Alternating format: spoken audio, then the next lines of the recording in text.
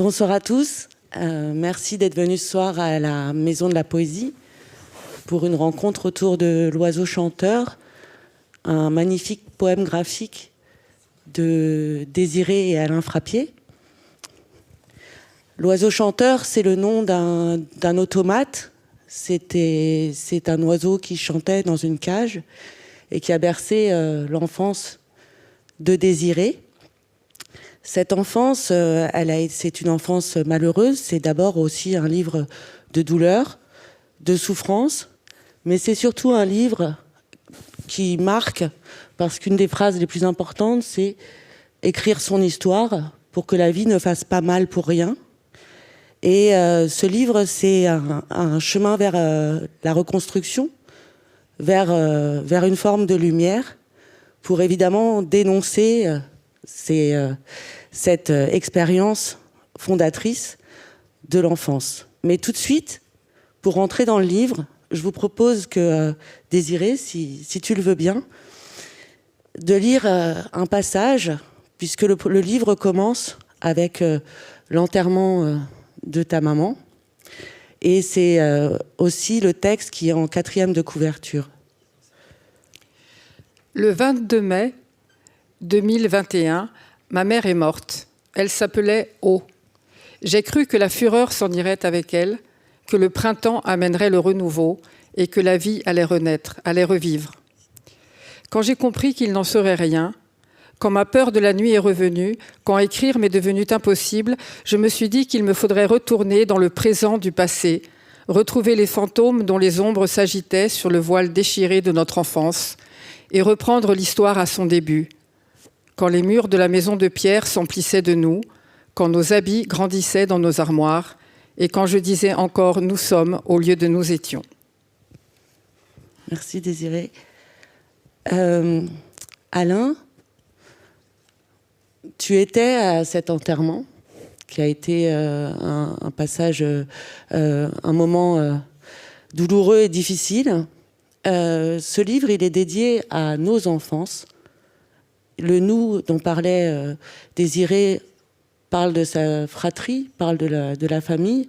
Le « nos enfances », c'est un « nous » beaucoup plus collectif. Je rappelle juste que vous vous connaissez depuis presque 40 ans. Oui. Et que vous avez déjà fait un certain nombre de romans graphiques, surtout des livres documentaires, même si parfois il y a des éléments autobiographiques, notamment Le Choix, qui retraçait l'histoire du droit à l'avortement et où tu racontais un peu ton enfance. Oui, moi, je n'aime pas trop documentaires pour nos livres. Alors, ils sont documentés. Ils sont documentés. Mais ça part toujours de l'intime quand même. Oui. Au niveau des gens et des personnes. On entre toujours dans l'histoire par l'intime et par ce qui n'est pas le livre. Mais il y a des documents. Mais voilà. C'est vrai qu'en tout cas, ils sont documentés et ils sont toujours remis dans la perspective sociale, politique. C'est aussi le cas de celui-là, mais là, l'écriture, c'est le jeu. Et donc, Alain, comment quelle place tu as occupée dans ce récit très intime de Désiré, et surtout comment a été décidé, parce que cette fois-ci les textes et les images sont très séparés. On a le texte en page de gauche et les images en page de droite. Donc comment ça s'est construit tout ça? Déjà, j'étais présent à cet enterrement qui n'était pas seulement un moment de douleur et de souffrance, qui était aussi par moments comique, parce que on voit dans le texte qu'a écrit Désiré, il y a des passages qui montrent une certaine absurdité de ce genre de moments, quoi, avec des télescopages rigolos. Mais sinon, ce livre, on l'a décidé assez tôt. Maintenant, ça fait en 2021. Et on était en train de faire notre 3e livre sur le Chili, qui parle des marins de Valparaiso qui vont lutter contre l'arrivée du coup d'État. Mais comme c'était en plein Covid, on n'a pas pu, on pouvait pas bouger, on pouvait pas aller là-bas pour pour rencontrer nos témoins, prendre des photos, etc. Et donc on s'est dit qu'il fallait qu'on trouve une sorte de porte de sortie, que j'appelais un plan B d'ailleurs, et qui était de travailler sur un sujet qui n'avait pas besoin de rencontrer d'autres personnes, d'aller nulle part. Et en fait, Désiré, elle écrivait sur ce sujet depuis longtemps, depuis une trentaine d'années, et je lui ai proposé qu'on fasse ce travail-là. Alors le fait que ça soit séparé, enfin que ça soit une bande dessinée, mais dont les pages dessinées sont faites sans aucune bulle, aucun dialogue, aucun récitatif, c'est quelque chose qu'on a décidé tout de suite pour coller au sujet, en fait. Parce qu'en fait, la parole de l'enfant, il y avait deux choses par rapport à ça qui étaient importantes pour nous. C'est d'abord parce que quand on impose la violence à des gens, la première chose qu'on leur impose aussi, c'est le silence, d'autant plus aux enfants. Donc on voulait montrer ce silence. Et il y a aussi le fait que quand on est enfant, on n'a pas les mots qui viennent sur ce qui nous arrive, à part « c'est pas juste ». Les mots, ils viennent longtemps après. C'est d'ailleurs dommage parce qu'on se dit, si on avait eu 5 ans à 60 ans, on se serait beaucoup mieux défendu. Mais là, on ne peut pas se défendre. Et en fait, quand les mots arrivent, ils sont en décalage avec ce qui a été vécu. Et ça, on voulait montrer ça. Et justement, moi, je trouve que c'est une façon d'utiliser la bande dessinée que je trouve vraiment intéressante, parce qu'on prend vraiment la bande dessinée pour montrer comment c'est si tout d'un coup les images sont complètement vidées du texte et qu'à côté, il y a les mots qui enfin arrivent en décalage, mais ils arrivent. Voilà, donc ça, c'est vrai qu'au début, dès le départ, ça a été très important pour nous deux. Justement, parce que je reprends l'image de cette couverture que je trouve très belle, parce que elle dit ça avec les pieds en haut et puis la tête baissée en bas. Donc déjà une brisure, mais c'est cette image de je regarde mes pieds, c'est l'image de la honte, c'est l'image du silence.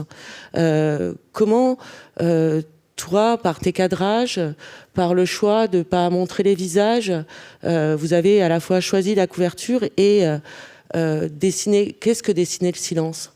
Alors déjà, ces deux images sont des images qui ont failli être la couverture.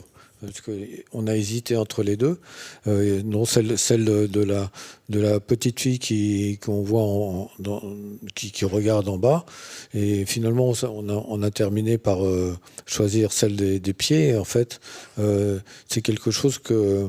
C'est un des premiers textes que j'ai écrit, je crois. On regarde ses pieds quand on a honte. Et souvent, quand on décide qu'on doit choisir une couverture, on la prend dans tous nos livres. C'est une image qu'on retrouve dans le livre, parce qu'on trouve que tout d'un coup, il y a une image qui symbolise ce qu'on veut dire, quoi. Mais c'est aussi c'est un des premiers textes que j'ai écrit, et c'est aussi une des premières images que tu as faites, parce que c'est une peinture. Donc ça, c'était avant qu'on commence en 2021, quand on a l'idée du projet. Alain, il a tout de suite dessiné ses pieds, parce que voilà, pour illustrer un des textes que j'avais écrit. Il y a aussi un élément qui est très important dedans, je trouve, c'est la matière. C'est qu'il y a une matière dans le sol. Je ne sais pas si on la voit à gauche. Cette matière-là, ça m'a donné l'idée de faire un certain nombre de matières peintes que je vais utiliser après de manière mixte, hybride, dans le reste du livre, qui vont servir à remplir le côté flou de la mémoire, tout ce côté-là, quoi. Mais c'est vrai que c'était un vrai challenge au niveau du dessin, parce que en fait, Alain, il fallait qu'il dessine mes émotions. Et en fait, pour pouvoir dessiner mes émotions, il rentrait dans ses émotions à lui aussi. Et ça a été un peu tout le long que des allées et venues là-dessus. Et en fait, moi, je trouvais que jusqu'à présent, les dessins d'Alain dans tous les romans graphiques qu'on a fait, il y a un côté très ligne claire, et en plus, c'est surtout une reconstruction, parce qu'on a toujours travaillé sur des histoires où l'histoire avait été effacée, sur des gens qu'on avait effacés, des visages qu'on avait effacés, surtout par rapport au Chili, par exemple. Et du coup, c'était très important de redessiner ces visages, courage de les remettre sous la lumière parce que justement, on lutte, ces livres-là, c'était une lutte contre l'effacement. Et alors que là, c'est pas du tout la même chose qu'on a voulu faire au départ. Moi, je voulais pas du tout voir représenter. Je voulais que ça soit une histoire universelle, pas que ça soit une histoire de ma famille. Je pense que ce que j'ai vécu enfant, des milliers d'enfants le vivent, et des milliers d'enfants vivent bien pire que ce que j'ai vécu. Et en fait, la seule chose que je voulais amener par rapport à tout ce qu'aujourd'hui on ose dire sur l'enfance, parce qu'il y a quand même beaucoup de choses qui se font et qui se disent aujourd'hui, je voulais amener ma petite voix à cet édifice, mais c'était pas une voix personnelle, c'était une voix voilà. Et du coup, le dessin, il devait être dans le flou des souvenirs. Et à la fois avec des choses très très précises. Et en fait, il fallait sortir d'une zone de confort, même si c'était compliqué ce que faisait Alain. Le fait de rentrer toujours dans la technique et d'être très très précis sur les bateaux et tout, ça me fait penser aussi un peu à Pérec qui s'imposait des rigueurs terribles pour écrire, comme ça, le livre sans E et tout ça. Mais c'est des choses qui cadrent l'émotion en fait. Alors qu'Alain, il n'avait plus tellement de cadrage pour l'émotion dans celui-là.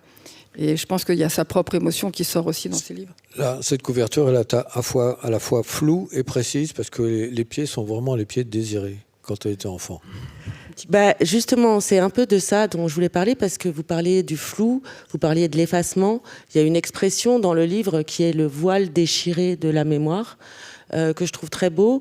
Et c'est vrai que même si on veut parler d'une manière universelle, que sa voix personnelle porte aux autres, il faut aussi être quelque part précis dans le récit, et c'est ce qui est taillé au cordeau presque dans le texte, parce que c'est un texte qui est presque à l'os, avec des phrases très courtes, il n'y a pas de virgule, donc ça fait un rythme qui est justifié même dans la mise en page, mais il y a aussi cette envie de préciser le souvenir, de s'accrocher à des reconstitutions d'une forme de vérité, en tout cas de la mémoire.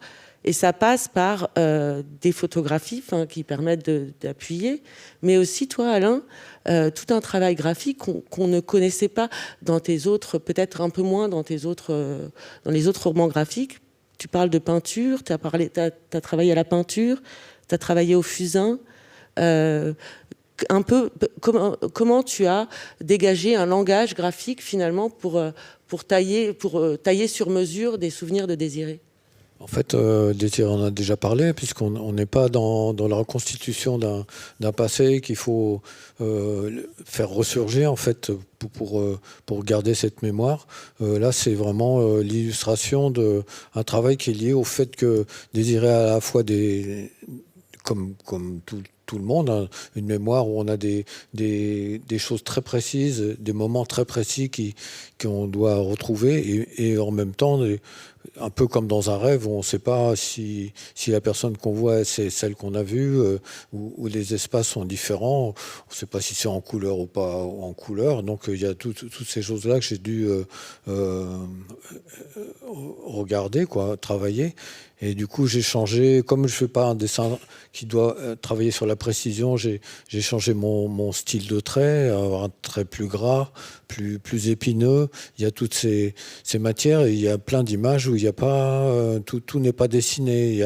Il y a des décors qui sont flous.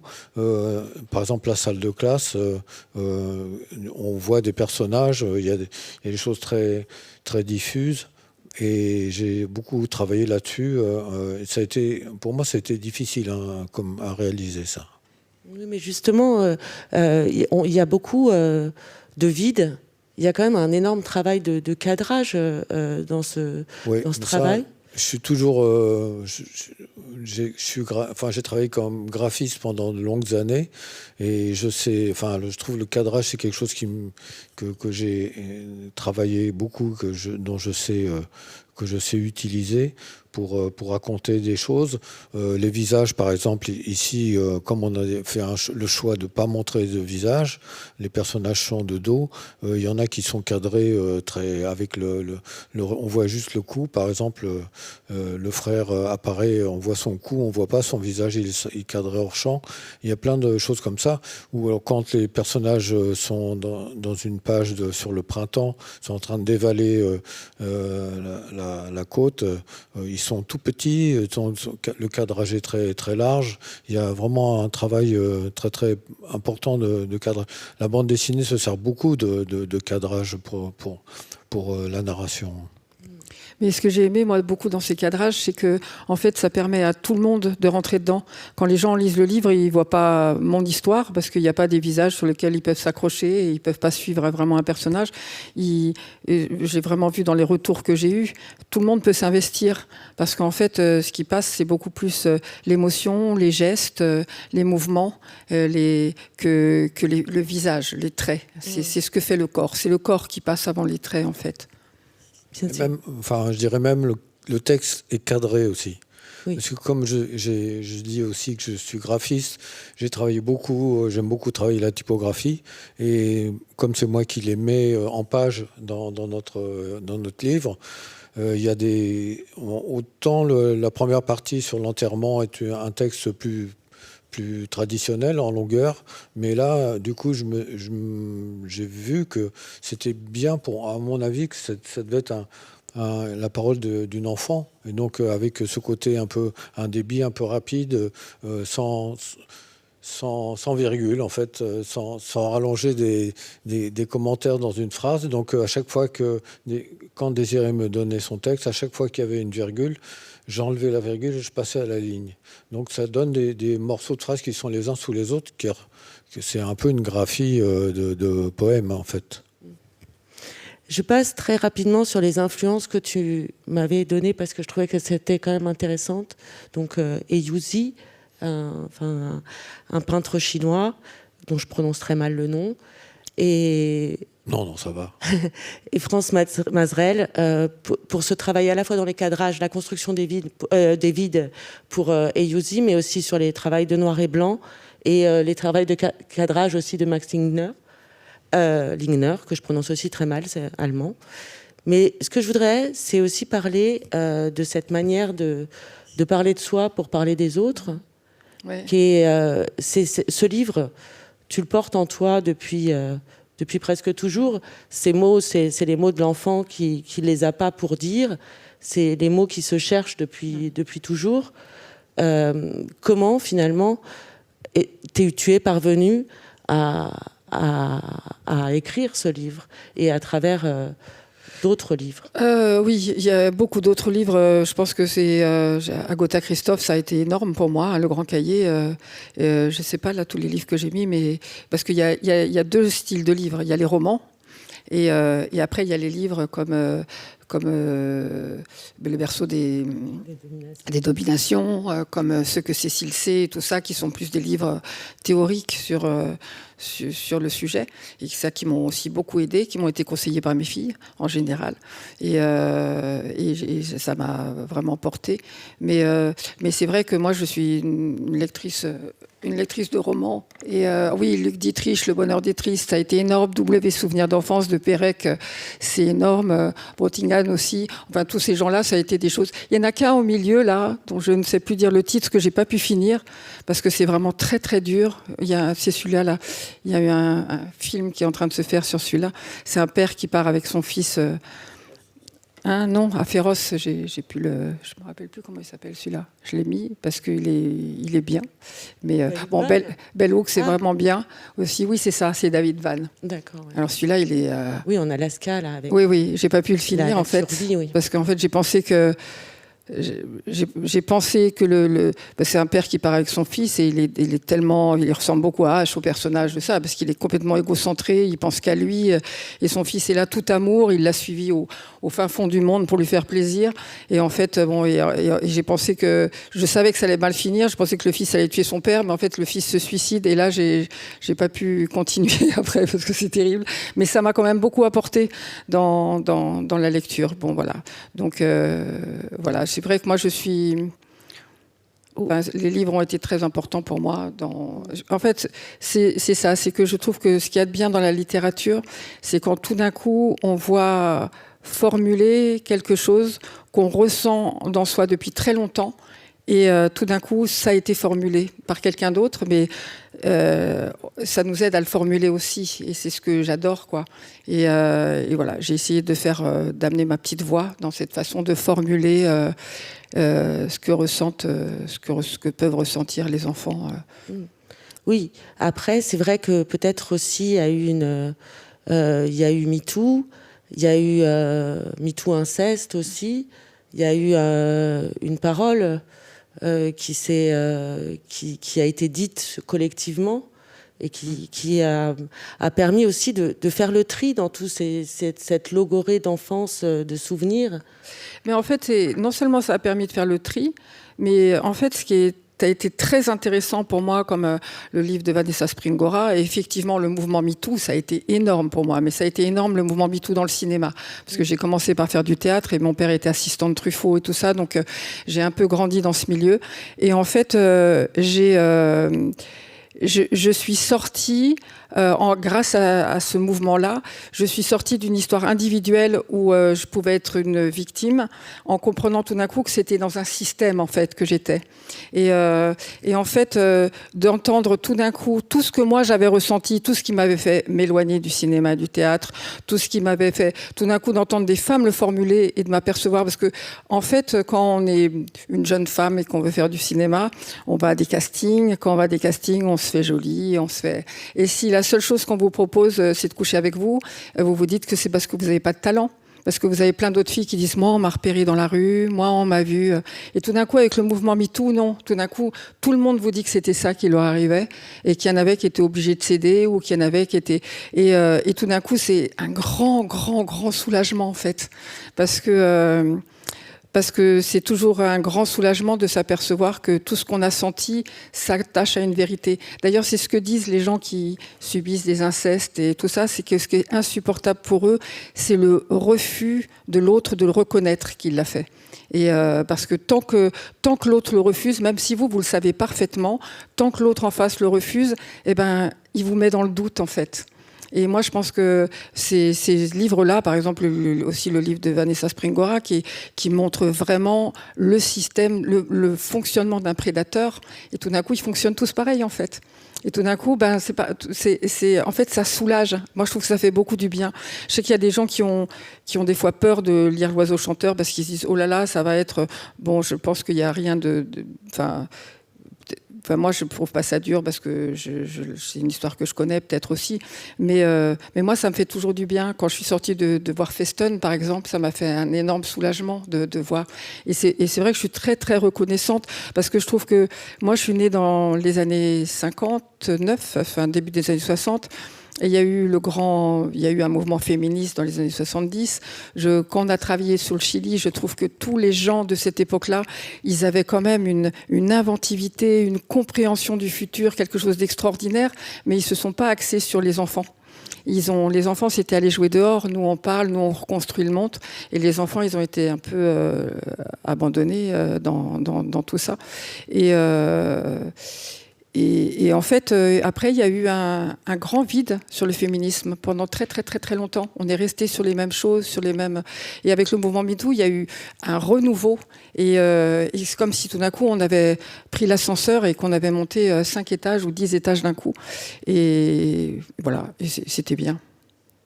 Oui, et c'est d'autant ce qui est intéressant, c'est que tu as parlé de l'enfance, qui est finalement, pour reprendre l'expression de Dorothée Ducy, qui est le berceau des dominations, anthropologie de l'inceste, mais c'est le sous-titre de L'Oiseau chanteur qu'on n'a pas sur la couverture, c'est l'apprentissage de la soumission. Et ça c'est intéressant parce que dans un des dessins, dans une des pages, c'est un dessin d'enfance d'Alain qui a été choisi en tant que justement que garçon, puisque dans la fratrie de Désiré, on dit fratrie, mais en fait il y a un garçon, c'est l'aîné, et il y a les 3 filles. Et il y a cet apprentissage de la soumission qui est aussi patriarcal et qui est le garçon qui a plus que les filles. Et et qui apprend aussi la violence et cette image de guerre de ta propre enfance. Comment toi tu as perçu cette histoire de Désiré, de l'aîné et des 3 sœurs? Enfin, moi, ma propre fratrie, on est 2, donc, et puis on a une différence de 7 ans de différence, donc ça ne peut pas poser pareil. Il y a quand même le même rapport. Mais il y a le même avec rapport. Avec ta parent, sur Au toi, final, ce que il y a le même rapport, mais ça ne s'est pas sœur. passé pareil quand même. Ouais. Mais là, du coup, là, c'est un petit clin d'œil oui, effectivement, à mon enfance, c'est d'avoir retrouvé récemment, en vidant l'appartement de ma mère, de voir des carnets dans lesquels je commençais déjà à faire de la bande dessinée. Donc, et évidemment, comme je suis un garçon, ça n'est que des cow-boys et des Indiens qui s'affrontent d'une manière violente. Donc, voilà, c'est un peu comme ma place était là, du coup. Mais c'est comme un dialogue, parce que il y a ces histoires de règles du jeu. Et c'est dans l'apprentissage de la soumission, il y a d'abord cette manière d'apprendre par le jeu, quoi. Et il y a Désiré, toi, tu en parles aussi de ces règles qui sont imposées par ton frère. Oui, mais bon, moi je pense que dans ce genre de système, les garçons souffrent autant que les filles, hein, parce que mon frère, par exemple, on lui a toujours dit qu'il devait être grand, et il serait grand, il devait être plus grand que nous. Alors on le mesurait tout le temps, et on disait, mais quand il aura 17 ans, il va prendre 20 cm d'un coup. Et en fait, moi, j'ai toujours dépassé mon frère de 3/4 de centimètre, parce qu'il a fallu que je me mesure et que je vois bien que j'étais un peu plus grande que je devais pas être plus grande, mais je l'ai été. Ça a été une de mes grandes fautes, en fait. Et en fait, pour lui, je pense que c'est une souffrance, parce que en fait, il aurait pu très bien vivre dans sa taille en pensant que c'était normal. Mais il entendait toujours mon père dire, j'aime pas les garçons petits, j'aime pas. Donc, je pense que la souffrance, je pense pas que dans une fratrie, il y ait un enfant qui puisse être aimé plus que les autres. Je pense que on aime ses enfants pour des intérêts particuliers, qu'il y en a qui sont plus faciles que d'autres, qu'il y en a. Mais quand on aime les enfants, d'ailleurs même quand on a des enfants, ça nous ouvre vers les enfants des autres. Normalement, on se met à avoir de l'empathie pour tous les enfants qu'on voit quand on a un enfant, si on est sensible aux enfants, quoi. Mais je pense que après, ce qui est insupportable, c'est que ça en a fait un homme triste, en fait, et un homme violent. Mais on dit on n'est pas femme, on le devient, on n'est pas garçon, on le devient aussi. Je pense que c'est pareil, on ne n'est pas violent, on le devient. Il y a quelque chose et je pense que la maltraitance, elle est aussi sur lui, enfin pour lui que pour moi. Mais c'est vrai que du coup, il a les commandements depuis qu'on est tout petit, et c'est lui qui donne les règles du jeu. C'est lui et je me suis aperçue, je pense que aussi à l'enterrement de ma mère, je me suis aperçue qu'il avait toujours triché, en fait. Mais avant, j'avais pris ça comme à l'enterrement de ma mère, c'est la première fois, mais je le voyais plus depuis des années. J'ai quitté la maison très, très tôt. Mais tout d'un coup, j'ai eu une lucidité comme ça en voyant qu'en fait, il avait toujours triché. Mais il avait triché aussi parce qu'il devait être le premier. Et que s'il n'était pas le premier, il remplissait pas son rôle. Donc, on le mettait dans la position de celui qui devait tricher par rapport à ses sœurs, en fait. C'était pas... Il y a beaucoup de... Enfin, je vois l'image qui est en haut, là, à droite. C'est inspiré d'une photographie sur laquelle ils sont sur la plage. C'est l'aîné avec la seconde. Je ne sais pas ce qu'il est en train de lui faire, mais il expérimente quelque chose. Mais il a expérimenté plein de choses. On n'a pas mis plein. Il y a plein de situations qu'on n'a pas mis dans le livre parce qu'on ne pouvait pas faire ça. Ça serait parti dans toutes les directions. Mais j'ai vu que le frère, il expérimentait des choses sur ses sœurs. Il a pratiqué des scènes un peu violentes où il leur faisait faire des bêtises, mais qui finissaient par être... Et du coup, je trouve que cette image, elle représente bien ce que Désiré m'a raconté. C'est-à-dire que moi, j'ai trié beaucoup de séquences. Et là, je me suis servi des livres de Cécile C. Parce que Cécile C, elle déploie toute une liste des différentes de ce qu'elle appelle l'incestuel dans les familles et de toutes les différentes formes. Et du coup, moi, j'ai pris une séquence qui pouvait représenter chacune de ces formes. Parce que sinon, effectivement, ça serait revenu de façon... Il y aurait trop de choses qui seraient arrivées. Et voilà, et je voulais que ça reste assez... Et du coup, Alain connaît toutes les petites tortures. Oui, et c'est ce qui permet en fait de donner une caisse de résonance au livre qui, donc, les jeux, la famille, le cadre privé, mais aussi l'école, puisque H, ton père était instituteur, O, ta mère était professeure, donc en plus il y a une espèce de continuum entre le cercle intime privé et l'école, et ça c'est quelque chose qui fait écho aussi, Alain, à une éducation commune. Et d'ailleurs c'est des pages que vous avez décidé d'illustrer avec du réel, enfin des extraits de Oui. La leçon morale est bonne oui, mais le manuel, c'était tellement incroyable de tomber sur cette page de manuel de mon époque, vraiment. Et j'ai cherché des manuels de mon époque et je suis tombée sur cette page-là où il y a 3 filles d'un côté et un garçon de l'autre et qui dit que le masculin l'emporte toujours sur le féminin et même s'il y a plus de filles que de garçons. Et du coup, je dis que la grammaire, c'est facile parce que c'est comme à la maison. Mais du coup, ça tombe. J'avais déjà écrit le texte quand on a trouvé cette image, en fait. Et j'ai trouvé qu'elle illustrait parfaitement. Et en fait, Alain a carrément reproduit vraiment très bien le livre. Je pensais qu'il allait l'adapter, mais il l'a reproduit tel quel. Et c'est vrai que ça rend... C'est plutôt... Bah oui, parce que tout est là, quoi. Donc, il n'y a rien à inventer dans ces... Avec même le chien qui est du côté du garçon pour tirer la corde.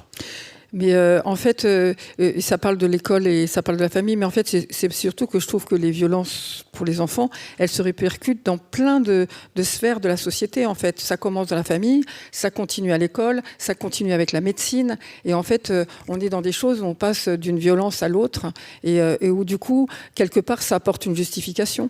Parce que si on est traité à l'école comme on est traité à la maison, on se dit que c'est parce qu'on ne mérite pas mieux, en fait.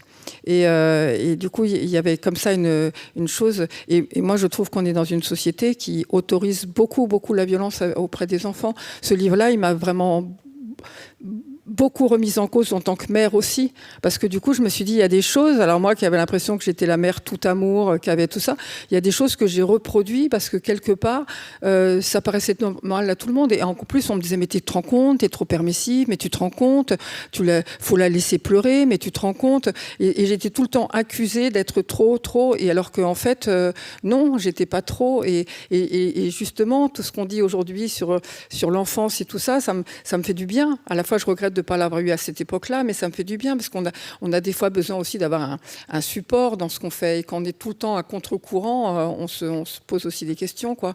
Et je trouve, voilà, et l'école, c'est vrai que ça fait double qu'en plus mon père était professeur parce qu'il pouvait intervenir dans ma classe, mais l'école, c'était quand même voilà, quelque chose. Je trouve pas que c'est beaucoup changé, en fait. J'aurais beaucoup aimé, mais en plus, moi, j'ai des filles qui ont 10 ans d'écart. Et j'ai retrouvé à chaque fois les mêmes systèmes, en fait. Alors, on ne bat plus les élèves comme nous, on était battus. Et encore, on a quand même des histoires où on entend ça. Un Bétarame, ça s'est passé pendant qu'on raconte qu'on était en train d'écrire ce livre. Donc, voilà. Il y a aussi ces moments donc d'emprisonnement. On voit le cadrage de l'école, on voit le tableau noir. Et puis, il y a quand même ces moments de velléité, d'émancipation. Désiré va nous relire un texte de l'oiseau chanteur, mais avant, sur cette image d'Alain qui évoque le printemps et qui est très belle, enfin, qui rappelle aussi un peu les images un peu japonisantes, et qui crée comme ça des espèces d'appels d'air dans une histoire aussi très sombre où il y a quand même une velléité d'échapper. Comment tu as... Alors ça, c'est aussi quelque chose qu'on a développé dans tous nos livres. Il y a toujours ça. Alors la trilogie sur le Chili, qui sont très denses au niveau des informations politiques, idéologiques. Donc on a toujours essayé d'introduire, de changer le rythme de lecture pour aider le lecteur. Donc il y a des moments qui sont coupés par des plans larges de paysages qui vont changer et faire une rupture. Et là c'est pareil. On a décidé de faire des ruptures de temps en temps par rapport à c'est vrai qu'il y a des scènes qui sont un peu lourdes, qui viennent les unes après les autres. Mais là, oui, on a décidé de faire le printemps. Pour moi, je connais l'endroit où ça se passe, puisque...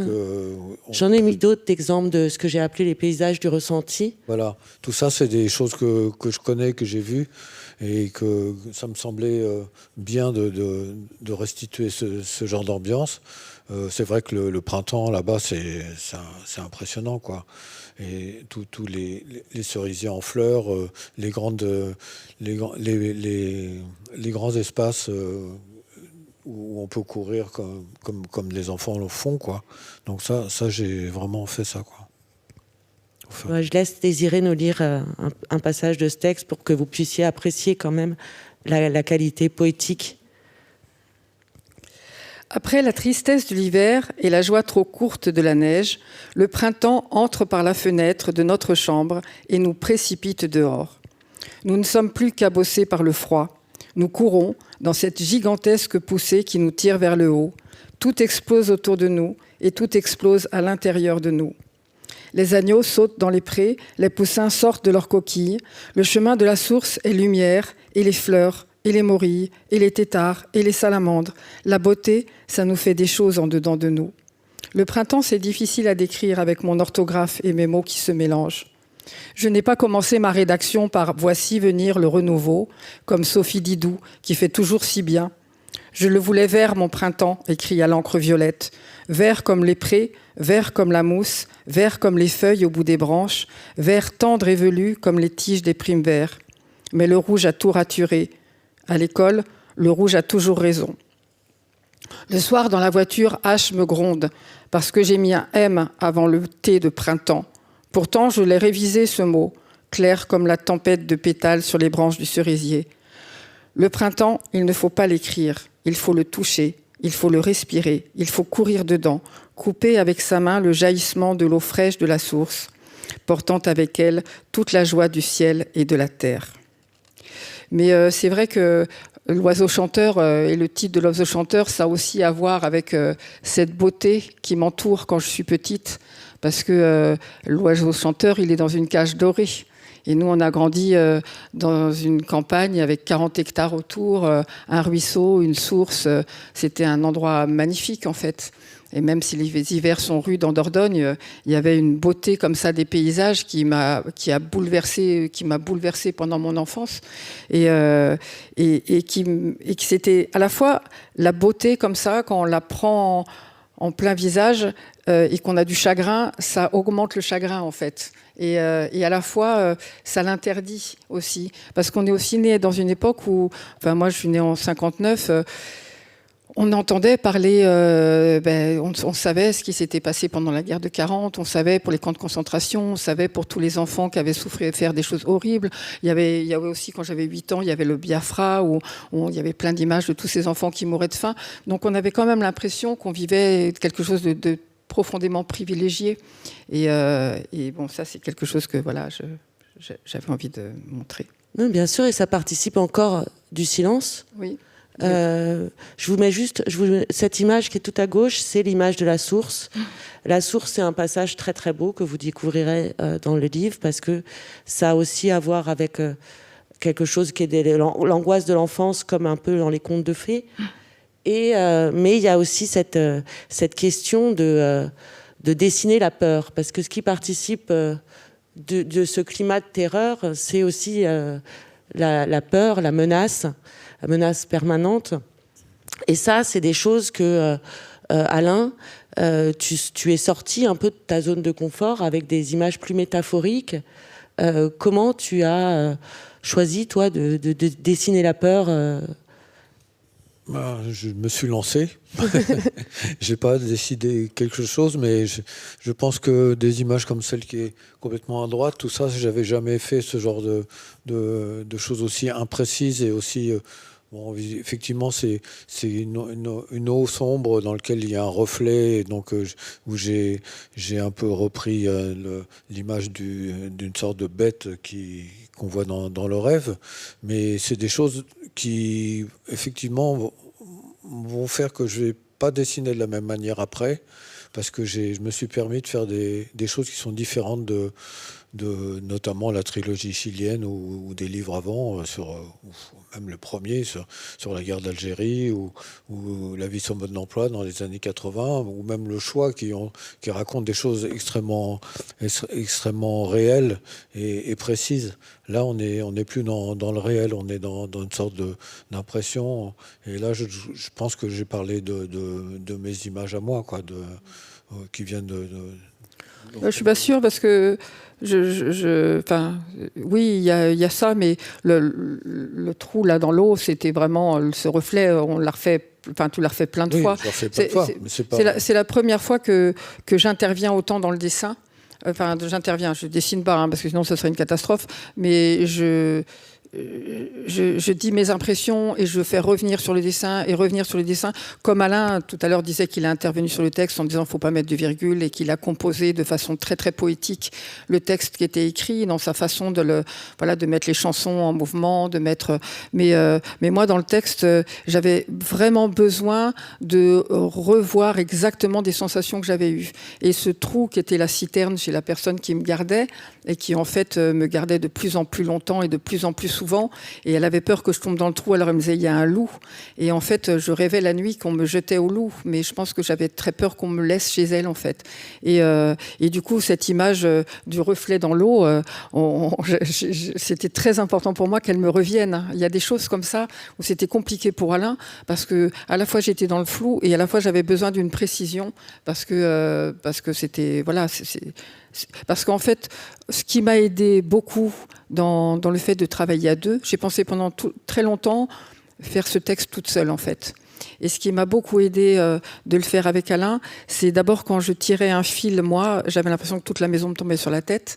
Et là, du coup, je savais qu'Alain allait prendre en charge une partie de la violence et de ce que j'avais envie de mettre en image. Du coup, ça me permettait d'être beaucoup plus légère. Et à la fois, ce qu'on avait envie avec Alain, c'est que le texte se tienne debout tout seul et que les images se tiennent debout toutes seules, et qu'entre les deux, dans la lecture, il y ait aussi ce que peut mettre le lecteur. Moi, c'est toujours très important pour moi de ne pas mettre les points sur les i, sur les choses, de ne pas enfoncer, parce que le lecteur, il a aussi un imaginaire, il a aussi un vécu. Et en fait, ce qui est important, c'est que le livre le porte dans son histoire aussi. Et du coup, il y avait cette volonté qu'entre les deux, il y ait aussi la possibilité de se glisser soi, et de si c'est trop dur ce qu'il y a, et ce qu'on a envie de mettre tous les deux, de s'y échapper, d'en échapper aussi, que ce ne soit pas imposé, qu'on n'impose pas, parce que c'est ça qu'il y a aussi dans les images, où on a fait toujours très attention avec Alain, quand on a fait la trilogie chilienne, par exemple, où il y a, même sur Charonne, où il y a beaucoup de violence, beaucoup de torture et tout ça, c'est ne jamais faire des images où la violence crue apparaît comme ça. Parce que les images, c'est des choses où vous tournez la page et ça vous saute aux yeux, et ça s'imprègne en fait. Alors que les textes, on a le temps on peut les abandonner, et c'est important pour moi que un livre qui traîne dans une maison, un enfant puisse tourner les pages sans être traumatisé par des images. Moi, j'ai eu ça quand j'étais petite, des images qui me hantaient comme ça. Et du coup, on n'a jamais voulu, avec Alain, faire des images qui soient crues, qui soient... Voilà. Mais peut-être qu'elles marquent quand même si elles ne sont pas crues. Moi, je pense à ces images-là qui sont aussi les représentations des adultes, et qui sont comme un théâtre d'ombre, et qui tapent un peu dans les ressentis de l'enfance, et c'est des images qui font peur en fait. Je vois ça un peu comme ça, cette manière de plaquer les noirs en fait. Comment Oui, c'est vrai, mais ça aussi c'est encore une autre façon, une autre expression que j'ai essayé de faire, mais c'est un peu, par exemple, celle où la mère apparaît dans la lumière de la porte. C'est quelque chose que j'ai vécu aussi. Mais Désirée, au début, elle pensait que c'était un peu trop cru, trop violent. Mais en fait, on a beaucoup discuté sur les images. C'est vrai que Désirée, elle a beaucoup plus intervenu que dans nos autres livres. pour qu'on aboutisse à quelque chose qui soit... En fait, l'illustration n'est pas le... Enfin, le dessin n'est pas... Je préfère le dessin à l'illustration. Parce que l'illustration, c'est illustrer quelque chose. Et en fait, on n'a pas du tout voulu établir ce rapport entre c'est ce que Désiré a dit, que les deux sont... Chacun peuvent se suffire à eux-mêmes. Mais en même temps, c'est un dialogue entre les deux, quoi. Et donc... Et à la fois, le texte, il dit là que tout d'un coup, le noir se coupe en deux. Parce que je suis dans le noir total et j'ai très peur. Et c'est la nuit, je me suis réveillée, j'ai fait un cauchemar. Et en fait, tout d'un coup, le noir se coupe en deux. C'est la porte qui s'ouvre avec la lumière qui arrive. Et en fait, c'est vrai que la silhouette qu'il a fait Alain, elle est pareille. Elle est encore du noir qui revient dans cette coupure. C'est bien d'avoir mis les deux images, celle du père et celle de la mère, l'un à côté de l'autre, parce qu'elles ont un lien. Elle montre bien le côté dur de ces deux parents, quoi. Oui, et puis elle montre surtout cette idée d'un livre qui va traiter de la douleur, qui va traiter de la souffrance, qui va traiter de la violence. Et il y a des moments où même les mots se rétrécissent. Il y a même raconter l'abus, raconter ces scènes... que même la conscience de la mémoire a envie de ne pas dire. C'est forcément des moments qui vont être réfléchis. Donc c'est des images qui sont très... J'aimerais bien savoir comment vous les avez discutées entre vous, et surtout qu'est-ce qu'on montre et qu'est-ce qu'on ne montre pas. Là, je vous ai mis 2 scènes qui font référence à des viols dans le livre. Et j'ai rajouté la lettre d'une enfant, qui est la vraie lettre de ta petite sœur. Oui. Donc comment on discute là-dessus pour pouvoir représenter et dire cette violence-là. La première, là, sur la poupée, j'ai tyrannisé Alain avec la poupée, parce que c'est sûr que, en fait... c'était horrible, cette poupée, pour moi. C'était vraiment un cauchemar, parce que je raconte avant le parrain qui m'amène dans les bois, et après il m'offre ce cadeau, et je pense que je fais une transposition, et c'est pour ça que je dis qu'elle est sans paquet, elle n'est pas enveloppée, elle n'est pas... et en fait, il a mis longtemps à trouver, et tout d'un coup, il a trouvé, c'est la 2e case, là, où on voit le montage avec la tête et la poupée, et c'est parfait. Mais en fait, des fois, il y a des choses comme ça où je ne suis pas quelqu'un qui scénarise en disant « alors il faudrait que tu mettes la fille comme ça et ça, parce que je fais confiance à Alain, parce qu'il il dessine très bien. Et il sait composer, comme il dit, les graphistes.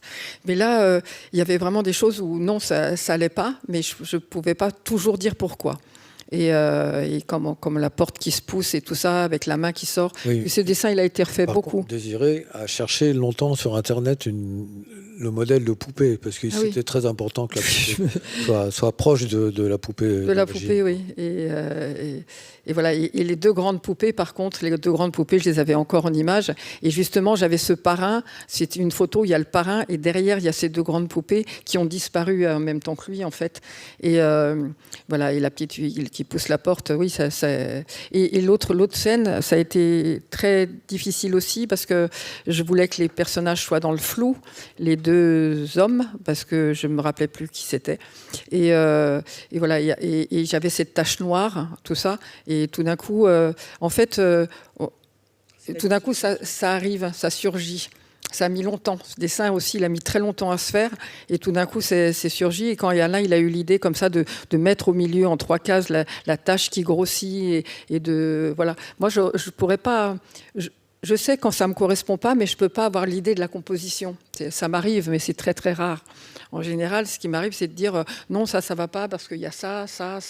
Et voilà. Et ça, c'est vrai que d'habitude, je n'ai pas du tout cette façon d'intervenir comme ça sur le dessin. Je vais dire des choses parce que c'est plutôt par rapport à la narration, par rapport...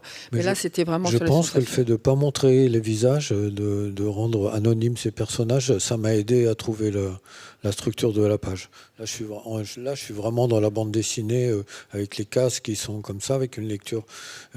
À la fois, on peut lire les premières cases comme ça jusqu'en bas, comme une bande dessinée traditionnelle, mais on peut aussi tout voir en même temps, que cet écartèlement, en fait, hein, puisque c'est ça qui... Et le fait de ne pas avoir les visages, ça m'a aidé à trouver la gestuelle, etc. Mais c'est pareil pour celle avec la poupée, ça a été quelque chose... oui, ça a été compliqué à faire et de trouver... Là, il y a des histoires de cadrage aussi pour montrer la puissance enfin, la faiblesse de l'enfant par rapport à la puissance imposée, quoi. La main qui passe et puis voilà. le cadrage. Donc, il y a ces choses-là. Par contre, la forêt, alors elle était tout de suite. J'avais écrit le texte et la forêt, c'est tellement ça, quoi. Et ça, parce qu'en fait, il y avait aussi quelque chose de compliqué pour Alain par rapport à comment on travaille d'habitude.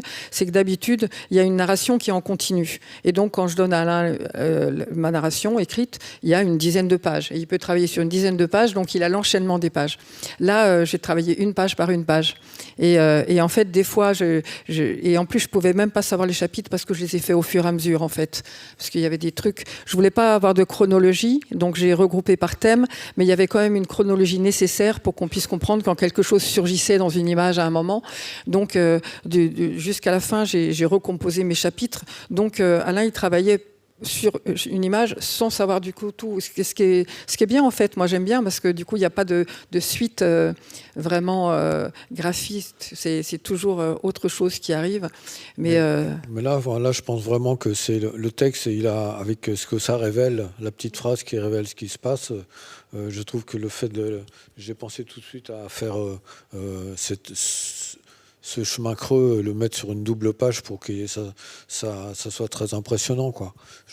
On connaît, il y a plein de chemins creux dans cette région-là. Donc, oui, c'est les images de la forêt des contes, de Gustave Doré. Il y a toute cette imaginaire. Et je pense que c'est la force des images, elle touche dans leur justesse aussi. Et c'est aussi cette manière de représenter les coups qui sont toujours là, plus dessin animé, enfin pas dessin animé, bande dessinée, pardon, excusez-moi. Mais non, mais c'est parce que je pense au seul visage qui est représenté dans la bande dessinée et qui est un visage d'ogre, en fait. C'est celui qui va couper la tête de ses filles dans le petit pousset. C'est vrai que j'ai sorti Alain mon livre de contes de l'époque de Gustave Doré, parce qu'il avait exactement la même tête. Et je lui ai dit, je voudrais qu'il ait cette tête d'ogre comme ça, parce qu'il avait vraiment une tête d'ogre. C'était cet instituteur qui venait battre son fils dans notre classe, chez les petits. Et il le battait pendant très longtemps. Et d'ailleurs, à l'enterrement de ma mère, j'ai revu des élèves de cette classe-là. Et je leur ai demandé ce qu'il était devenu, et ils m'ont dit il tremble complètement, il a jamais pu rien faire de sa vie, il a eu un père qui était un tortionnaire, en fait, et voilà. Et cette scène aussi, elle était très importante pour moi, et celle-là aussi, t'as mis très longtemps Oui, mais en fait, c'est ce qui m'a fait, parce qu'au départ, l'idée, c'était quand même de faire des peintures, comme cette séquence-là a été faite assez rapidement, je me suis rendu compte que je ne pourrais pas faire des peintures, parce que pour moi, cette gestuelle, ces grands gestes de violence pour frapper, si j'avais fait ça sur des toiles, j'aurais fait des toiles de 2 mètres sur 3, et puis pour restituer avec la gestuelle ces mouvements, mais ça aurait été impossible de faire un livre de... Je ne sais pas combien il fait de pages, 200 et quelques, tout en peinture, quoi. Ça aurait fait une très belle expo, mais j'aurais mis quelques années de plus. C'est vrai qu'il y a tout le mouvement. Enfin, moi, c'est des pages qui me fascinent parce que j'ai fourché, j'ai dit dessin animé, mais voilà, on voit dans la gestuelle dont tu parlais. Là, on a tout le mouvement, on a la force. C'est pas du tout figé comme image. C'est comme la page d'après, là, quand on voit les chaussons qui décollent là par terre, tout ça. Ça, c'est vraiment ce dessin-là, celui-là que j'aime aussi beaucoup comment il l'a adapté. La seule chose que j'ai repris là-dessus, c'est qu'il n'avait pas mis des dents de lait sur une bouche d'enfant, quoi. La précision. Et oui, mais ça change tout, parce que c'est des dents de lait, quoi. C'est ce qui permet l'adhésion au récit. Complètement, oui. Mais c'est vrai que on a parlé de toute la traversée, une traversée de l'horreur, qui est aussi l'oiseau chanteur, mais c'est aussi l'oiseau chanteur, c'est ce témoin, puisque c'est l'oiseau en fait qui chantait, qui était dans la chambre des enfants, et quand tu racontes que quand il a fini de chanter, il faut dormir. Oui. Et en fait, il s'arrête de chanter quand j'ai 4 ans, avant la naissance de la plus petite, qu'il n'a jamais entendu chanter. Et il s'arrête de chanter quand j'ai l'histoire dans le bois avec ce parrain, en fait. C'est le hasard, et je ne sais pas d'où vient cet oiseau chanteur, je n'ai pas réussi à le savoir. Et il revient comme ça, comme un motif, à des moments tu dis des instants qu'on n'arrive pas à effacer, oui. Comme le premier souvenir, mais aussi des moments de violence. Comment, toi, Alain, tu t'es servi de ce motif dans cette histoire? Alors, c'est une proposition de notre éditeur qui nous a dit que ça serait bien comme on a fait des chapitres. Pour les chapitres, oui. Voilà, quand on a fait des chapitres, de montrer, faire revenir ce leitmotiv. Et en fait, on a vu l'oiseau chanteur pas en 1000 morceaux, mais en plusieurs, en brisé. Plus de 4 morceaux. Et il y a toute cette mécanique qui est absolument incroyable. C'est des horlogers qui remontent ça. Enfin, c'est vraiment. Et du coup, j'ai mis des morceaux de cet appareil.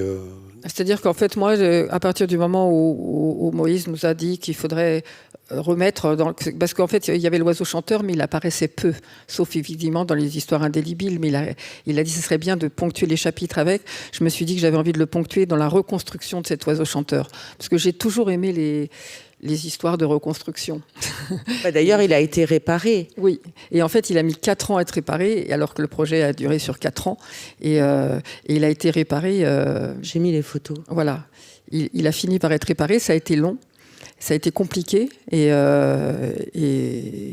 c'était très important pour moi qu'il chante à nouveau en fait à la fin du livre, parce que en fait ce qui s'est passé, c'est que le premier réparateur me l'a rendu en novembre. On devait avoir fini le livre le 1er janvier, et en novembre il me l'a rendu en me disant écoute, j'ai réparé le soufflet, j'ai réparé la machine, mais je pourrais pas réparer le mouvement, parce qu'un oiseau chanteur, ça bouge la tête, enfin ça bouge le bec, c'est en mouvement. Et en fait c'était important pour moi aussi la métaphore de l'oiseau chanteur, parce que c'est un automate, en fait. C'est quelque chose qu'on remonte.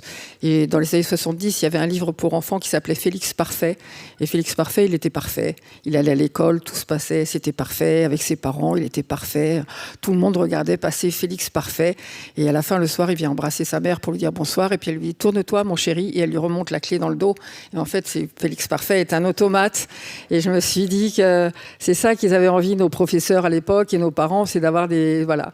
Donc, l'oiseau chanteur, ça avait ce côté-là, automate. En plus, quand je le retrouve coupé en 4. On est une fratrie de 4. Et du coup, j'avais vraiment envie de cette reconstruction, et j'avais envie qu'il rebouge. Alors, j'avais envie de 2 choses, en fait, pour finir ce livre. J'avais envie d'avoir le permis de conduire. Et ça, j'ai pas eu le permis de conduire. Je ne désespère pas.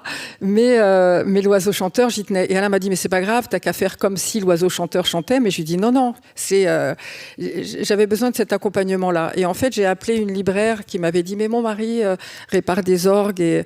Et ça, c'était fin novembre.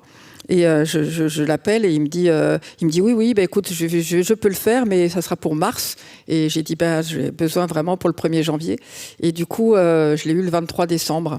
Et en fait, ce qui est quand même incroyable avec cet oiseau chanteur, parce que en dehors du fait que moi, je trouvais que c'était au niveau de la métaphore, c'était quelque chose de génial, et la cage dorée et le fait que ça soit un automate et tout ça, mais il y avait que je le retrouve en 4 morceaux, c'était déjà plein de choses qui allait tellement bien avec mon histoire. Et en fait, déjà, le premier réparateur, j'habite encore à Paris à l'époque, et je cherche sur Internet, je me dis à Paris, ça va coûter trop cher, je vais chercher un réparateur en province. Je trouve un type dans les Sables d'Olonne qui est musicien, et je vois qu'il répare des oiseaux chanteurs, je le contacte, il adore la BD, il me dit, il n'y a pas de problème. Bon, il m'envoie son devis, je lui envoie mon oiseau chanteur. 1 an après, j'ai pas de nouvelles. Et je l'appelle et je lui dis, je vais visiter une maison, parce que depuis on habite en Bretagne, et j'allais visiter notre maison en Bretagne. Et je lui dis, je vais visiter une maison en Bretagne, je peux peut-être passer par le Sable d'Olonne. Il dit, justement, je viens de déménager, j'habite en Bretagne. Et en fait, il habite à 10 km de la maison qu'on a achetée. Donc l'oiseau chanteur, il est arrivé avant moi en Bretagne. Et voilà, donc déjà, ça c'était assez étonnant. Et puis après, il avait plus de plumes du tout. Il avait perdu toutes ses plumes. Et moi, je trouvais que c'était assez aussi une belle métaphore, parce que c'est quand même une histoire où on perd des plumes. Donc, quand je l'amène au deuxième réparateur, il me dit « Oh, il faudrait lui mettre des plumes ». Je lui dis « Oh non, non, moi, je lui dis non, mais ça va comme ça et tout ça ». Et puis, le 23 décembre, quand je viens le chercher, la première chose que je lui dis, c'est « Tu sais, je suis très content qu'il n'ait pas de plumes, parce que ça va avec l'histoire et tout ça ». Et il me dit « Ferme les yeux ». Et il va me ramener l'oiseau chanteur et il le dépose sur un bar. Et en fait, il lui avait remis les plumes. Et en fait, ça a changé la fin de l'histoire. Mais à la fois, je trouve ça très bien. Et ce que je voulais dire par rapport à ça, c'est qu'il le pose sur un bar et il me dit...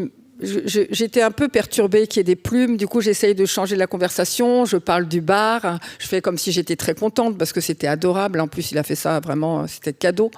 Et je lui parle du bar et il me dit oui, mais tu vois, ce bar-là, je l'ai construit. Là, c'est 2 piliers. Là, le bois de chaque côté, ça vient d'une forêt en Dordogne. Alors, je lui dis en Dordogne, mais où ça? Et en fait, elle vient d'une forêt qui est en face de la maison de Pierre. Et vraiment, c'est le village où allaient mes parents quand ils nous laissaient pendant 4 heures, Marcaille. Donc, je connais parfaitement la forêt. Enfin, c'est juste à côté. Et d'ailleurs, quand on a sorti l'oiseau chanteur chez eux, la personne qui avait donné le bois était dans la maison et elle connaissait toute la fratrie, toute la famille et tout ça. Et je me dis, c'est quand même incroyable parce il a suivi l'histoire jusqu'au bout, en fait. C'est une histoire de réparation. C'est comme si c'était resolidarisé aussi. Oui, Cette réparation qui est aussi une réparation collective avec toutes ces mains qui se sont mises dedans. Pour finir cette rencontre, moi, je vous propose de l'écouter. Si je pouvais juste dire une toute petite chose sur l'histoire collective, c'est qu'en fait, tous les livres qu'on a fait avant, c'était des luttes collectives. Et celui-là, c'est une lutte collective qui n'a pas eu lieu, celle de notre fratrie. D'ailleurs, Alain a bien dessiné et c'est une lutte collective qui commence à avoir lieu par rapport aux enfants et qui est de plus en plus importante. Et du coup, il y a quand même une lutte collective. Parce qu'au début, Alain parlait tout à l'heure de notre éditeur qui a proposé les chapitres, mais au début, quand on lui a proposé le projet, on s'est dit qu'il allait dire « Oh là là, mais c'est très différent de ce que vous faites ». On ne savait pas du tout s'il allait apprécier le projet. Et il a tout de suite apprécié. Il a dit « Non, c'est pas si différent ». Et en fait, je pense qu'il y a ça dedans. Il y a quand même l'histoire de la lutte collective. Voilà. C'est vrai que c'est un livre qui est une main tendue aux enfants qui vivent ce genre d'histoire, mais c'est aussi une mise en garde à tous les enfants qu'on est, tous socialement, en fait, qu'on est ou pas des enfants, de la responsabilité qu'on a vis-à-vis des enfants. Je vous laisse découvrir maintenant cet oiseau chanteur réparé qui chante. Pardon. Excusez-moi. Juste pour le plaisir. On le voit ? Ouais. Avec ses plumes.